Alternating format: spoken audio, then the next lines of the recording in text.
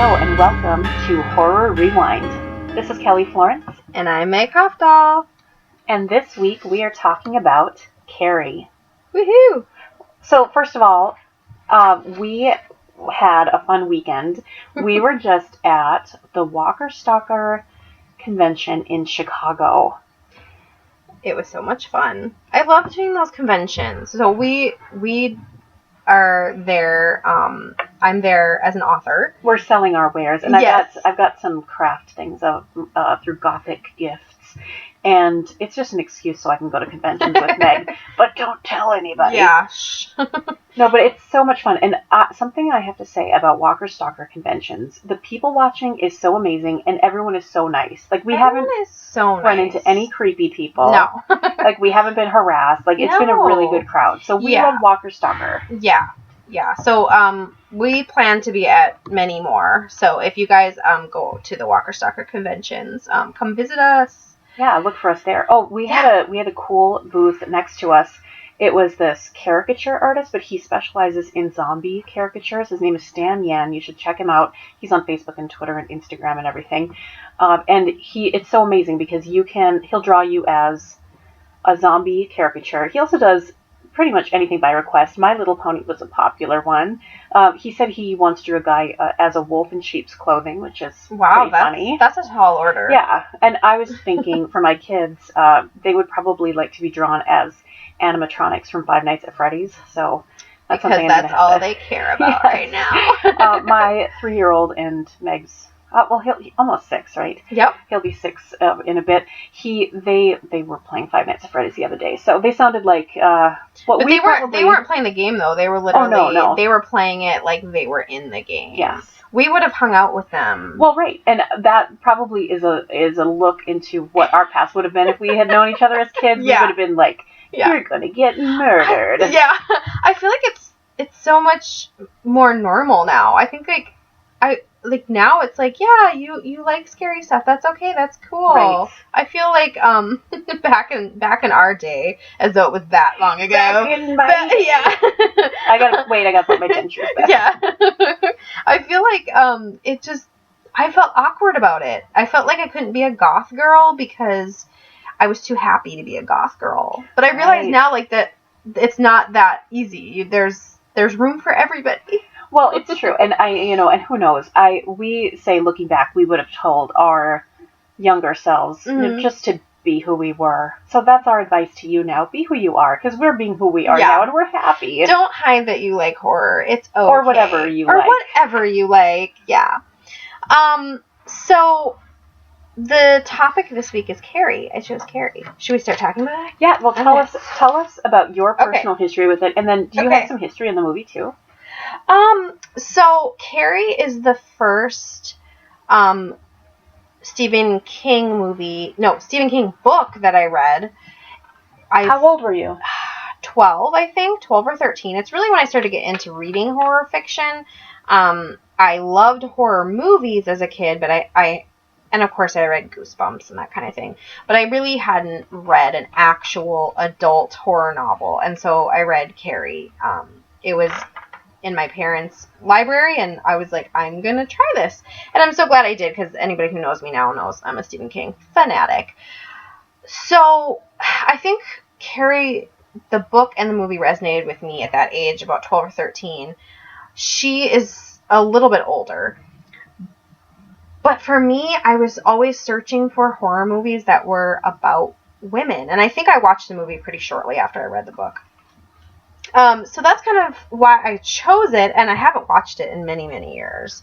Nor have I read the book. In fact, when I was doing research, it said that Carrie, the epistolary novel, meaning it was written, I guess, I'm sorry to show my ignorance, I guess it was in letter form or journal form, but I don't remember. Did you read Carrie? I did, but Did you know it was written that way? I have a recollection of it. Okay, because I was like, oh, I forgot that. So, obviously, and this is the first Stephen King movie that was made. It was made in 1976, and I do have. So the first movie based on a Stephen King novel was Carrie? It is. It was his first novel and the first movie, and it was kind of fun. I found this quote. Stephen King said that he was 26 at the time that they made this movie, and they paid him $2,500. Oh my That's goodness. it. And this was like a big movie. It was directed by Brian De Palma. I mean, this wasn't like some little, last week we did Night of the Living Dead, low budget. This was a bigger budget movie, and yeah, he got paid $2,500. I mean, I'm not worried about him now, but that's just crazy to think about. So when I was doing research about the history of the movie, well, there was a few interesting stories. So I found this story about Sissy Spacek, who of course plays Carrie, and it looks like her husband kind of persuaded her to audition, and so basically how she won out the role, and Melanie Griffith, for example, was kind of up for it, which I can't even picture. No, that's strange. And it says, I'm looking at my notes here. It says that De Palma's first choice for the role of Carrie was Betsy Slade. I don't know clue who that is. Maybe if she'd become Carrie, we would know who she is. But apparently, Sissy Spacek, to get the role, she actually came in dressed in a sailor dress that her mother had made her in 7th grade. She had the hem cut off. She rubbed Vaseline into her hair. She didn't wash her face, and she came in. And they were like, "This is Carrie." How old was she? Do you know? It says she was married. Well, yeah. So I actually didn't write that down, because, I mean, Carrie's supposed to be, what, 6, well, I guess 17 maybe. But I guess she must have been in her early 20s or something, but she looks so young. Oh my gosh. But anyway, I thought that was cool that she came in all dressed up like that. But then, as I was researching, I came across Carrie the musical. Yes. Do you know anything about this? I know that it exists. Apparently, it was a huge bomb. Oh, yeah, no. Apparently, it's in the... Oh my gosh, I have to find this. Yeah. There's a book called Not Since Carrie, 40 Years of Broadway Musical Flops. Oh. It was fascinating. Apparently, they did a trial of it in Stratford-upon-Avon. That's where Shakespeare was born. Yes. So it had good beginning there. But apparently, they did that in Stratford-upon-Avon. It was choreographed by Debbie Allen. So this was like the legit. Real deal. But apparently...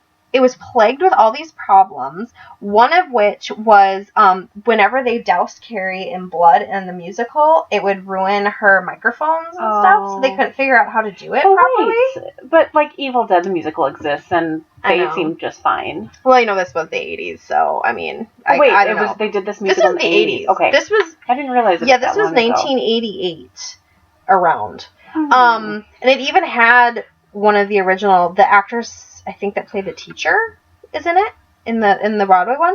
But anyway, apparently the woman who played Sissy Spacek character Carrie in the play almost was decapitated on opening night by a set piece. Okay, I was like, oh my gosh, it's cursed. I don't know if I believe in curses, but my goodness. And she said, I'm gone. I'm done. I'm not doing it anymore. And they literally had to replace her, but it did so poorly that they only had to replace her for a very short time. So anyway, I just got into all this. And yeah, they said that people, opening night, people were booing.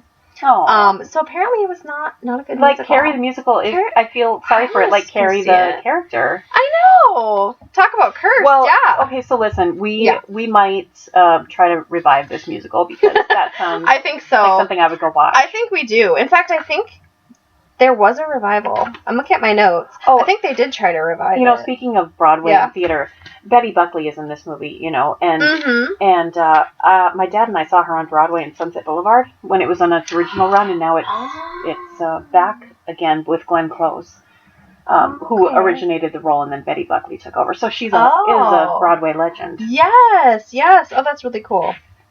That's very neat. Okay, so let's just dive into Carrie. Okay, so tell me first. Yeah. How many times had you seen this movie? Okay.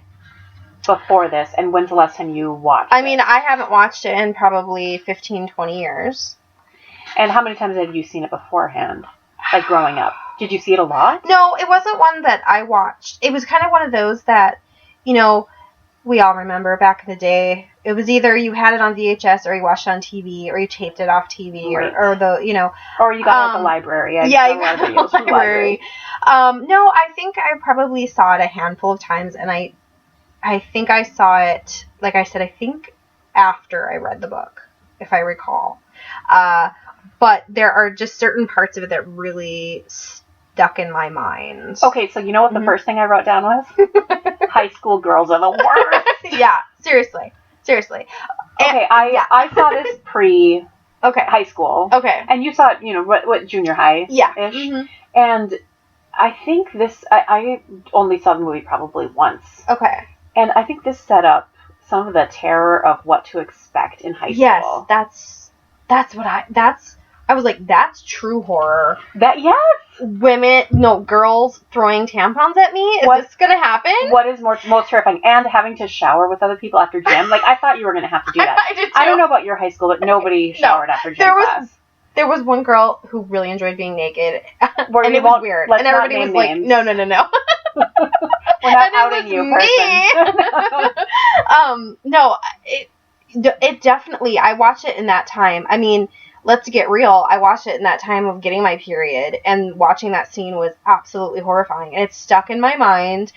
First, when you first see Carrie, she sucks at volleyball. And I'm like, that's me. Well, yeah, that's who I was in gym class. Yeah. So I was right away like, I completely empathize with you. And then she has this awful experience where she has her period and she doesn't know what her period even because is. Her mother never told her, which is all about, we'll get into that, but like the original sin. And oh my gosh. Yeah. Okay, not knowing that you're going to start menstruating. That would be horrifying. Crazy. That's true horror. And it happens to people. I mean, where they don't know. And and then these awful girls. We all knew girls like this in high school.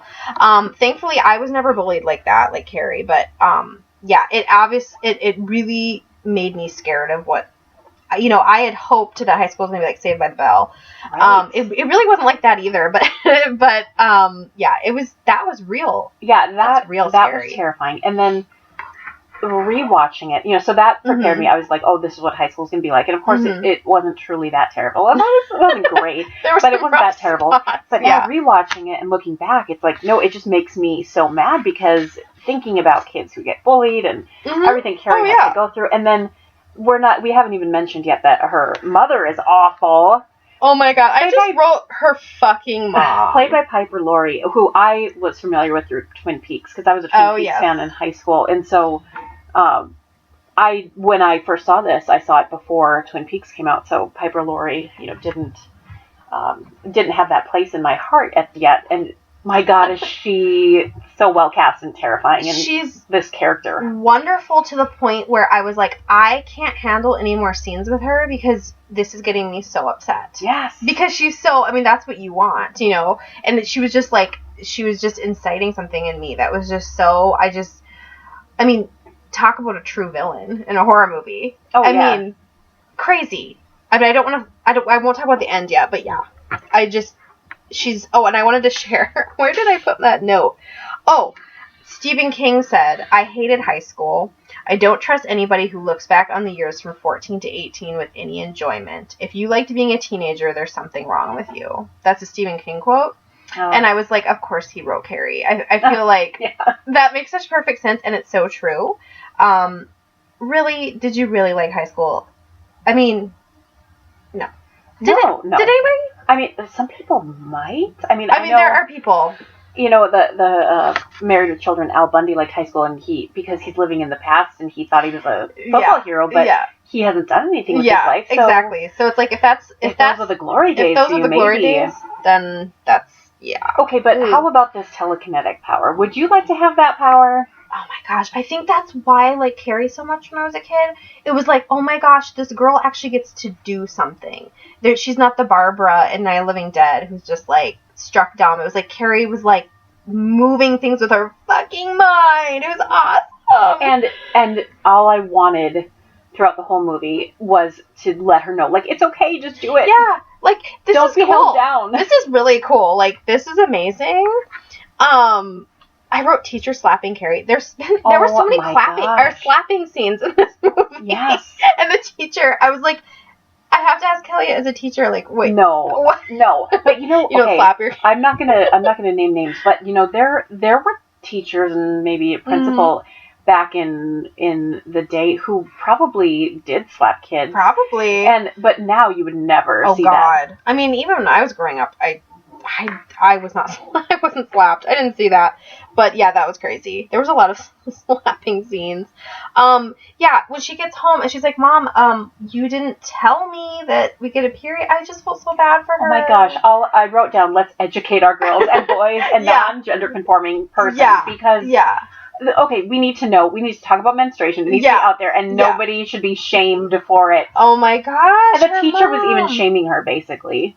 Oh, I know. Oh my, it was awful. And her mom. Okay, this is where true horror lies. It's terrifying to think that she was growing up with that mother in that environment.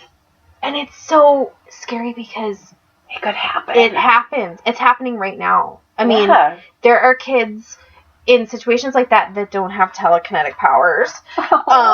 So, yeah. Oh, and she, like, puts her in that closet and locks her in the closet. It was really hard to watch. With the scary Jesus statue. I wrote creepy Jesus. I'm like, that, like, glowing eye Jesus. That's not cool. And that, I stuck out for me. Like, when you think back of movie memories, it's like, oh, I remember that. Yes. The first scene is very iconic, and I remember that. And, yeah, the creepy Jesus. And there's so many moments. I love how she uses her powers against the principal in the very beginning, because he couldn't get her name right. It's like, get out of here. I know. The 70s. Well, and something that's just the worst. Okay, so they have set this up perfectly. Again, it's just great writing. The boys are terrible. The girls are terrible. Her family is terrible. The teachers are terrible. There's no hope. And you just feel like you want to root for her, but you're like, you know what? Whatever you have to do, I'm behind you, because this is horrifying. Which, of course, brings you to that epic ending. But, okay, so here's a question. What do you think, then, of William Catt? I don't know. What's his name in the show, in the movie? The blonde, the hottie. His hair is perfection, by the way. Yeah, and he's so hot for high school. You can tell that guy is, like, 30. Yeah, no, he's definitely not a high school boy. And I want his hair. Like, if I could have his hair. It would literally look good on you. It would look good on you. So, okay, no, do you think his intentions are true, are you asking me? Yeah. Geez, I think, I don't know what I sound like. We are Minnesotans. I'm torn. I don't think he's 100% true. No. I don't think his intentions are 100% good. It's like, I want them to be, I know. But what about what's his girlfriend? Amy Irving is the actress's name. Yeah, I didn't write down. Sue. Her name's Sue. Sue is kind of that one character that's kind of like bridging the gap between the bad and the good. Right. But she is, in the beginning, she's all about throwing the tampons. She's the worst.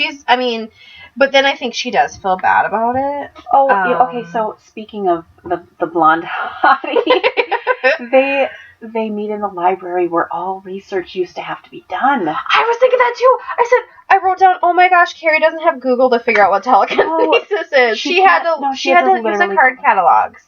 And isn't that like your high school dream, is to like meet a boy in the library? Yeah. Like, you both read for the same book? Like, that's my kind of romance. Poem. Oh my god. Oh my gosh. Yeah, no, that was cute. And then later, when they're like at the dance, like, that was adorable. I know. When they were dancing. I know. Oh my gosh. So, okay. Which makes everything. I mean, are we at the dance yet? No, Can I talk about that? Okay. We should probably talk about John Travolta. Oh my god. Okay, so this is something I did not remember, is that John Travolta's in this movie. It was so random. Heck. And he's a high school student again. Wait, when did Grease come out? I don't know. Well, I could Google we're not talking about Grease. No, let's not. It's not even worth a Google. But yeah, like we're gonna get some angry Grease fans. Yeah, it's not worth tweeting Google. us. Yeah, John Travolta. I wrote down John Travolta drinking beer, and then I literally asked myself, is that legal in 1976? I thought he was drinking beer so casually as he was driving his car. I was like, is that legal? And then the cop came, and then he like threw it on the girl. And I was like, oh, okay, good. I mean, I know it wasn't that long ago, but oh, and I wrote he got a little rapey. Yeah. Didn't he get a little rapey in that? No. He was a little rapey. Oh, and then when he goes to get the pig blood, the girl was like so into watching him kill a pig. I'm like, okay, well, you're definitely gonna die. I mean, I knew that already, but I'm just saying, like, that, what's up with her? Right. The bad girl, I don't know what her name was. No, she's, yeah. But it was so interesting. Something that I wrote down, you know, from a feminist perspective, the part where the teacher is, like, telling Carrie that, like, she would be pretty if she wore makeup. Oh, my gosh. I'm like, wow, okay. I know, and that's the least of Carrie's problems. Oh, yeah, no kidding. And don't tell a girl that. No. Please, or like, teachers. oh, you just lost 10 pounds. Yeah. Then your life would be perfect. Yikes. Yeah, that was very interesting. Yeah, there's some interesting characters, but John Travolta. Oh, that was fun. That was a little fun, Jen. It was a fun. Did you remember he was in it? Yeah, okay. I did. I did remember he was in it. Oh, I wrote Dirty Pillows. Oh, yes. The mom. Get out of here. I know. I saw actually the other day that somebody has that written on throw pillows, and you can buy Dirty them. Pillows? Yeah. Oh, funny. That's really funny. I didn't remember that, and I was like, really, girl? And then Carrie's like, no, they're called breasts. And Carrie actually got to have some moments where she was like, I don't know. I felt like she got to have some growing up moments. Yeah. Where she was like, I'm not going to take this anymore. She's definitely going through. I mean, we get to see this part of her story for a reason, and she's learning things. She's becoming a woman. She's becoming a woman, not just because of her period. Okay. So let's go to prom first. Let's talk about your prom, Kelly. What was your prom like? I had 4 proms. So. Oh, okay. Well, just pick one. Okay. I'll talk about my first prom. Okay. I was in 9th grade. You could go to prom as a 9th grader if you were asked by a junior or senior. Oh, here we go. Wow. I think I know which girl she was in the locker room. Wait, no. A tampon thrower. No, I would never. I was asked to prom by a senior, and oh Lord. Okay. And it was like a non-date. Like, we went and had dinner, and he brought me home right afterwards, and it was all very innocent. He wasn't rapey like John Travolta. He wasn't. That's good. That's good. So it was nice. It was a nice experience. It was nice.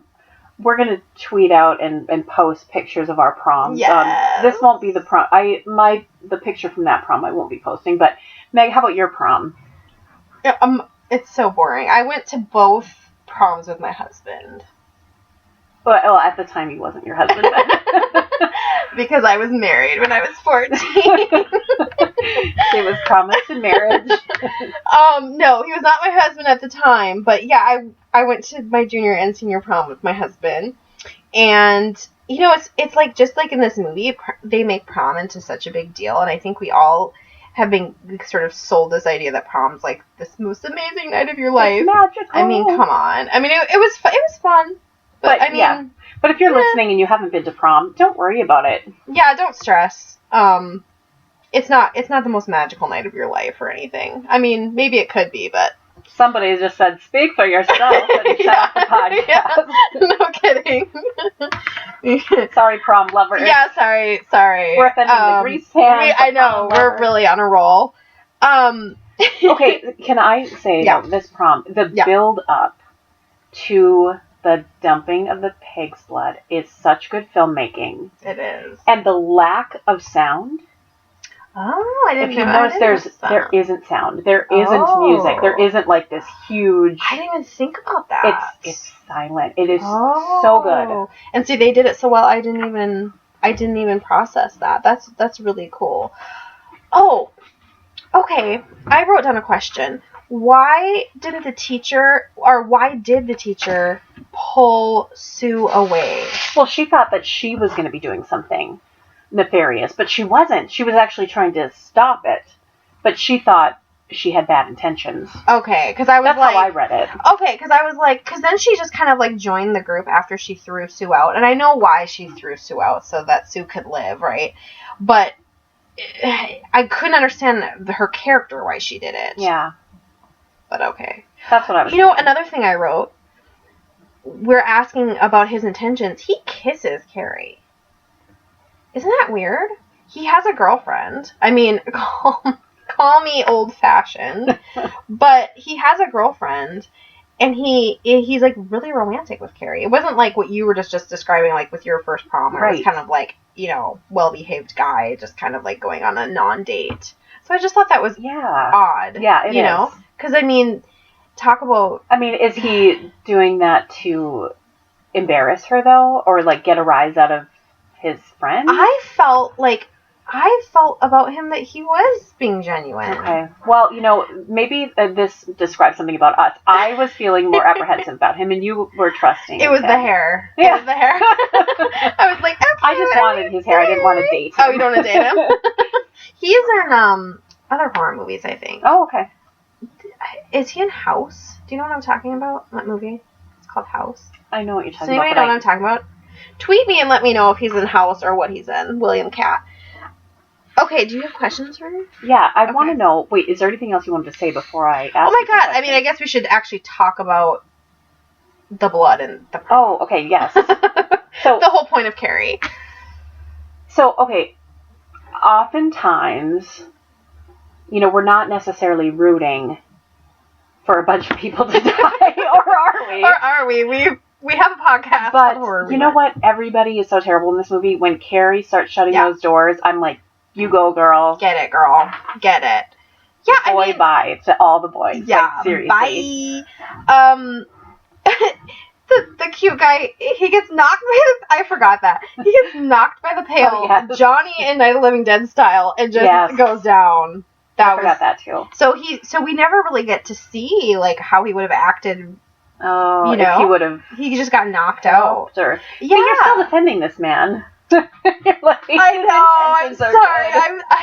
You're smitten. I feel like he fell in love with Carrie that night. Okay. Oh, and you know what part really got me? Oh my gosh. And this is what's so fun about this, because when you watch things as a child, it's so different. Watching Carrie's mom stab her, now that I'm a mother, was really hard on me. Like, I was just like, no, you can't stab her. You can't. It was awful. That just affected me more in a stronger way than the first time I saw it or read it. So that scene, I didn't remember that. That was crazy. Of course, I did remember the great scene of the religious imagery of her mom getting all the knives in her, and Carrie using her powers. That was amazing. Yes. And then the house kind of like comes apart, but it doesn't even seem like. I guess it's kind of like a manifestation of like Carrie's. What did you think? Yeah, I think too. It's her, all of her power coming together, and this is how. Because it didn't even seem like she was trying to do that, like tear the house down, but it was just like, she couldn't even control it anymore or something. That was kind of crazy, and of course I did remember the jump scare at the end when Sue is having the dream and Carrie grabs her. Like, that's a really good one. Okay, so some questions to ask. These are the questions we're going to ask every week. First of all, did Carrie live up to your memories of it? Yeah, I thought I was really impressed for a 1970s film, especially from a feminist standpoint too. Yeah. And just I enjoyed it. Yeah. Now, did any scene stand out to you as like really well done or really terrible? You know, I think I was kind of talking about the ones that really I remember as a kid. I mean, I think Carrie, that first scene in the bathroom is the one that kind of has always stuck with me, because it's the cruelty of humans. Yes. And that's where the real horror. Yeah, and so I think that scene still is really one of the best scenes of the movie. Yeah. Now, was there anything, you might have mentioned this already, but was there anything that you didn't remember? I didn't remember Carrie's mom stabbing her. Okay. Kelly didn't remember John Travolta. Yeah. I can't think of. I mean, no. I think I had that pretty well tucked into my memory. Did you notice if it passed the Bechdel test? It definitely passed Yes. the Bechdel test. Definitely. Yeah, this one was an easy one. It was fun to have so many female characters. That's something I took for granted too, is that, there were a ton of female characters in this scary movie. That's awesome. Yeah. Is it still, or was it ever scary to you? It wasn't scary. It didn't have those sort of images that like kind of stuck in my head. I wouldn't describe Carrie as an extremely terrifying movie. It's more psychological and it's more scary because of, like I said, the humanity aspect of it. I think is what's really scary. Her mom is, could be a real person and is a real person. Yeah, that is scary. And does the movie seem dated to you? I feel like, of course, like we were laughing about the card catalog, and I mean, there's definitely some 1970s stuff going on here, but I feel like a girl or a boy or anyone watching it, it could resonate with them now. Yeah, these themes are eternal. Yeah, yeah, of course. I mean, there's some 70s. I wrote like, oh my gosh, prom dresses. The prom dresses were crazy. But no, I think it definitely stands the test of time. I think it's a great movie. Rewatch it, guys. Excellent. Hello? Hello, how are you today? I'm great, thank you. How are you? Good. This is our mixology segment of Horror Rewind, and I'm talking to Lisa Bowl. And this week, she has concocted a bloody good cocktail for Carrie. Yes, I have. So, as you mentioned... What you come up with? We came up with a little drink. My husband was very persistent in the belief that the idea of this drink needed to be called "They're All Going to Laugh at You." Yes. So that is what we're working with today. Perfect. Tell us how you came up with it. That one iconic scene that I have actually seen this movie and have not, blanked out most of it. And I believe that was the mother's line, right? Like that was what the mother just kept. Yes. Ugh. Terrible. Yeah, gross, right? It's so bad. But I think you're all going to laugh with her. Nope, I don't know where I was going with that. It's a tasty cocktail. Great. So, some of the ingredients you're going to need for this include bacon. Surprise. You're going to need, depending on how many people you're having and or your affiliation to bacon, a lot or a little. However much you do decide to use, you're going to want to make it really, really, really crispy, because we're going to crush some of that up and use it to decorate. So you're going to need some bacon. You're going to need about a cup of fresh strawberries. You're going to need some sugar, some water, some Irish whiskey, because it just felt really like the religious drink, right? Right. And some bitters and some maple syrup. These are all going to work together. The way we're going to start today is that I'm going to have you take those strawberries and put them into your blender. You're going to add about a tablespoon of water and a teaspoon of sugar. We're going to make just a tasty little syrup out of this. So go ahead and blend that until it's really, really thin and smoothie-like, if you will. I'm going to have you pour that out. I should have started with the fact that we want to serve this in a Cosmo glass. That's not what it's called. A martini glass. Oh, yes. I swear I've bartended before. You're just in a martini glass. Once you have the strawberry puree, pour that out on a plate. Take your beautiful martini glass, and we're going to do again the same, where we're just going to kind of dip it in at the top of the rim and just get a nice equal coat all the way around the rim. On a second plate, I'm going to need you to have some finely crushed bacon. So just take out anything you've had in you in the day that you're just like, ugh, my job, ugh, the economy, I don't know, whatever is upsetting you that day. Just like beat the bejesus out of that bacon. So you can take your rimmed martini glass and then just dip it and coat that strawberry coating with bacon. And then while we're making the drink, I'm going to have you put that martini glass in the freezer to help it set. Now you can move over to your shaker, and I'm going to have you put in 2 ounces of that Irish whiskey, about a teaspoon, maybe a little more, no, like if you really like it sweet, a full teaspoon. If you're not so into the sweet, maybe a little less. And then 3 dashes of bitters. Put some ice in there, and you're going to give that a good, long, angry shake. Again, we're just going to like take all of Carrie's rage out into the making of this drink.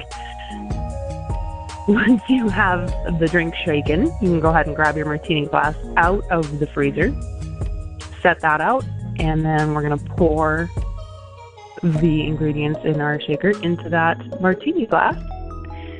And then what I want you to do is grab a couple of the ice cubes that were inside the shaker, and then maybe just like also beat those up. Because I remember there's a fair amount of broken glass in this movie, yes? Like an ashtray gets broken, a mirror gets broken. So I want some shards of ice for the top of this drink, just to also kind of melt in and give more robust flavor to the cocktail itself. So you're going to put some shards of ice onto the top of that. And then if you happen to have kept 1 extra slice of bacon, or for however many guests you may be watching this film with, they can each have their own slice, and you just put it right on the side of the cocktail. And they're all going to laugh at you, ready for some sweet and savory viewing times. Amazing. I will be curious to hear from our listeners how, if they were able to keep the bacon that they cooked all the way through the end of making the drink, or if they were snacking on it the entire time, right? I can imagine that would happen. It's like the best snack too. Like you're sipping and then you move over a little bit, and like the strawberry and the bacon together, it's like breakfast. You've got them. That's amazing. I would never have thought of putting those together, but I can't wait to try it. It's great. Now, Lisa, what I forgot to ask you last week. Why don't you tell us this week where we can find you on social media? Oh shoot, yeah. You can find me on the Instagram at Lisa Ann Bowl, LisaAnnBol, and I also have a little website where I put my acting stuff out on, and that's just lisabowl.com. Great. We will also be posting photos of these drinks as well as the recipe, and then also look for, in the future, Lisa will be making some videos, and we'll put them up on our YouTube channel so you can see and make the drinks along with Lisa. It's going to be so much fun. Thanks for joining us this week. I'll talk to you next time. Sounds great. Take care.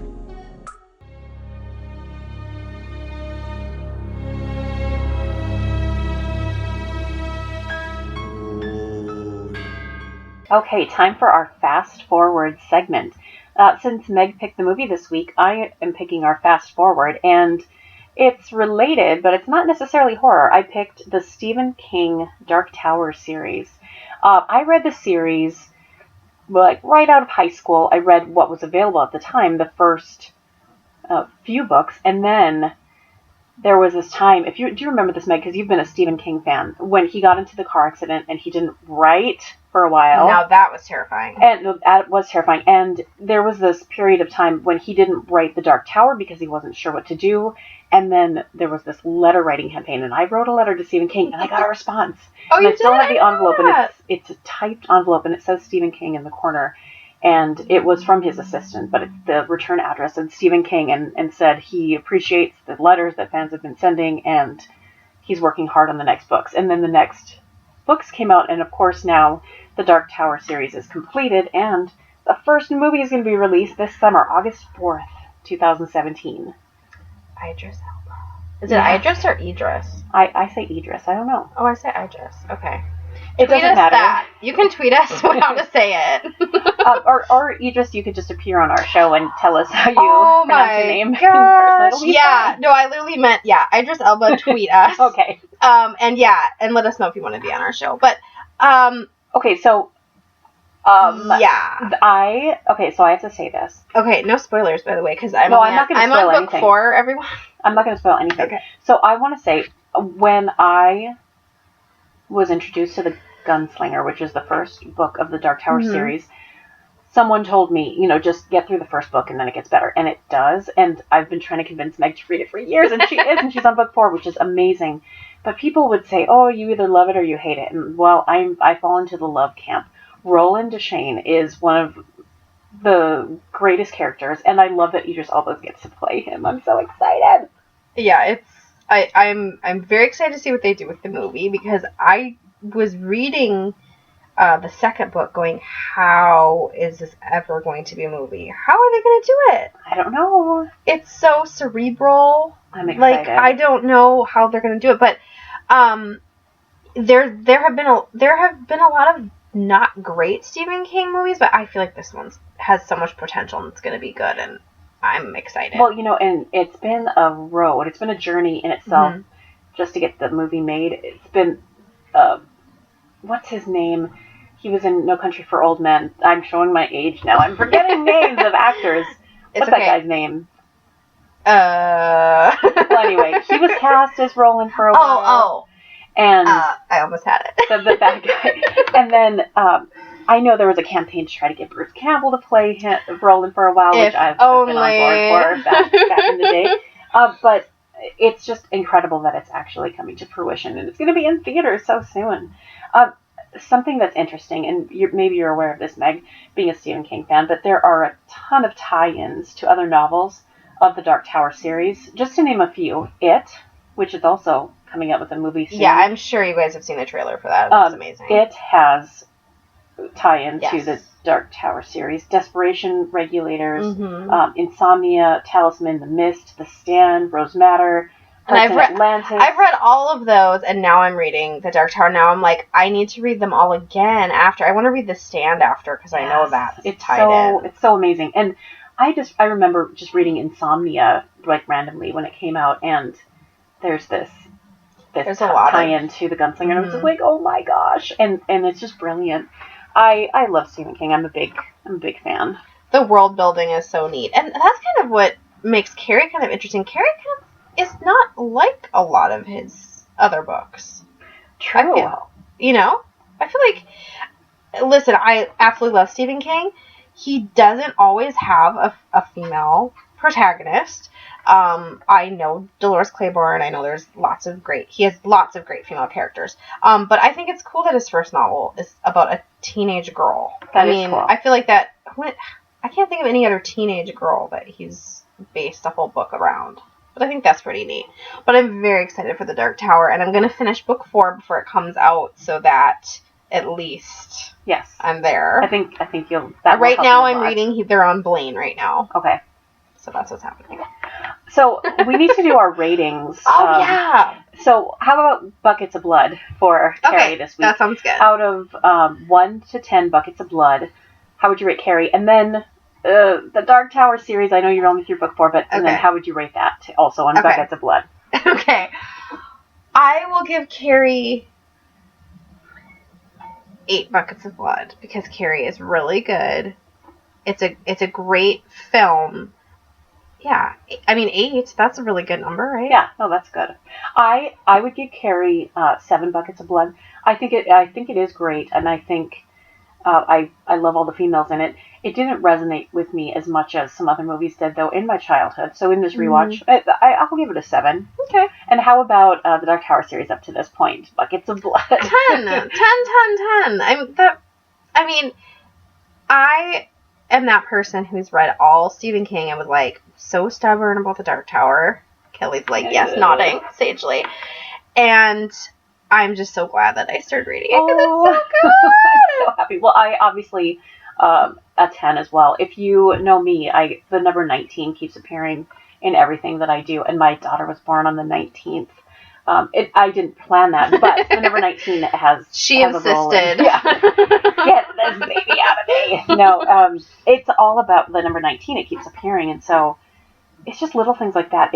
I didn't realize how much it was a part of my life, but it was decades, since it came out and then was completed. So, I love it. I'm so excited to see the movie. Yeah, me too. So, should we preview next week? Oh my gosh. Okay. Yes. We are... I haven't seen it. I'm excited. Okay. So the next movie for next week is Back to My Pig, and we're watching a movie that I used to get at the video store, Blood Hook. That's a great name. Originally, the original title was Musky Madness, so... Oh my Get god! ready. Okay, I'm excited. Get ready, everybody. And guess what? It's on YouTube, so... and we should tell people where Carrie was available.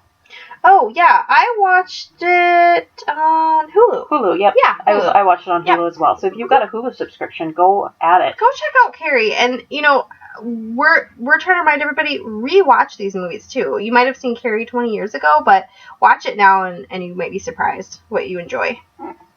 So a few things to plug. If you are looking to find us, the Horror Rewind podcast, we are on Facebook, Twitter, and Instagram. You'll find us at Horror Rewind. And if you're looking for Meg to read some of her stuff, Meg, where do we find you? I'm everywhere. You can't get rid of me. I'm on Amazon, Facebook, Instagram. Just look me up, Meg Hofdahl. You can also go to my website, meghofdahl.com. She will be looking into your window later. Yeah, I'm lurking all around you. She'll be carrying with her a picture of that blonde guy, apparently. I think that was true love we witnessed. Oh, dear life. You know what, though? Okay, so, wait, this is like a little addendum here, but her husband is blonde. I'm starting to see the connection. Husband? Your husband! I thought you meant, like, Sissy Spacek's husband. No. Your husband is blonde. I think... What if... And I went to prom with him. Oh, my God! You guys, we've discovered. If you have any ideas of more horror movies with blonde men that take women to the prom, tweet us. I'm gonna hold out for Idris Elba. Oh my gosh, yes. Okay, so that's our opposite of the Bechdel test for this week. Okay. Take care, everybody. We'll see you in the horror section. Yep. Bye.